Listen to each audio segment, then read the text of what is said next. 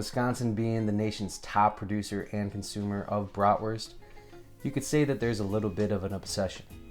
From sausage races at Brewers games to having the world's largest brat festival in Madison. And American Family Field, formerly known as Miller Park, is the only U.S. stadium where brats outsell hot dogs. A nice simple beer poached brat with a little brown mustard, sauerkraut, caramelized onions. Yeah, we love brats. Now before we get to our brat, let's make some sauerkraut.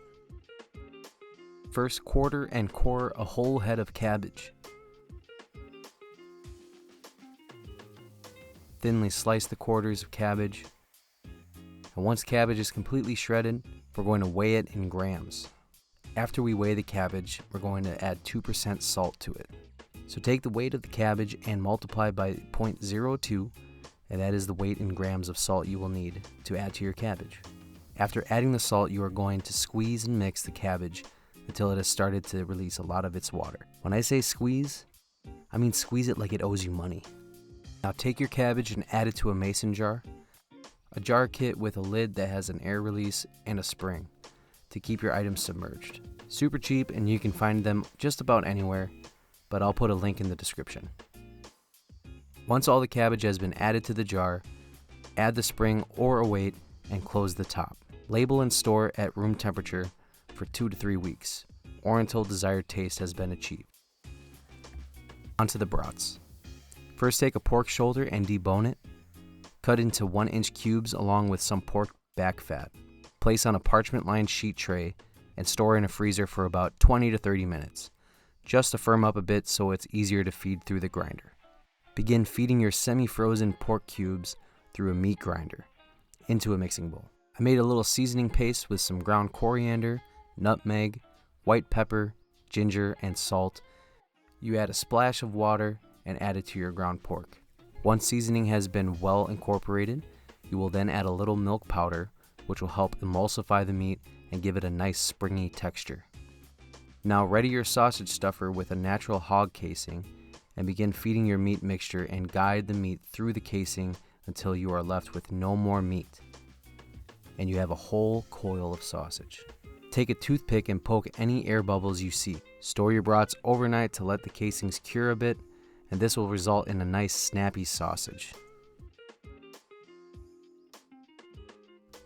After a day of hanging out in the fridge, add your sausage to a pot with some sliced onions, and then crack open some beers and pour over the top and cover with some stock or water. Bring the liquid to a boil and immediately drop down to a simmer and cook until almost done. While your brats are cooking, slice up some onions and begin caramelizing in a pan with some butter over medium-high heat.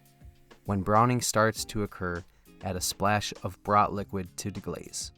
Turn the heat to medium-low and let cook for about 20 minutes, stirring every few minutes. Keep caramelizing until an almost jam-like consistency has been achieved.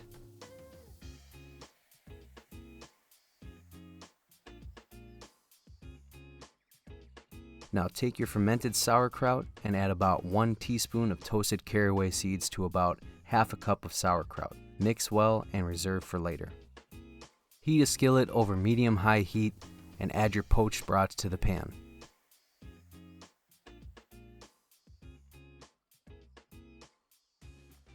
Sear on both sides and add a little more beer to deglaze and infuse more of that beer flavor. Now for assembly.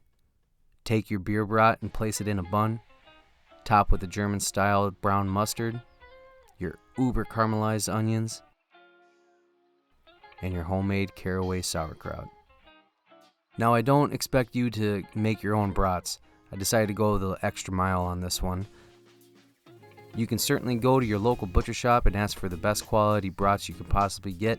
Get some really nice quality sauerkraut. Use the same basic steps that I've laid forth on this video. I hope you guys enjoy. Please hit that subscribe button. Turn on that alert tone.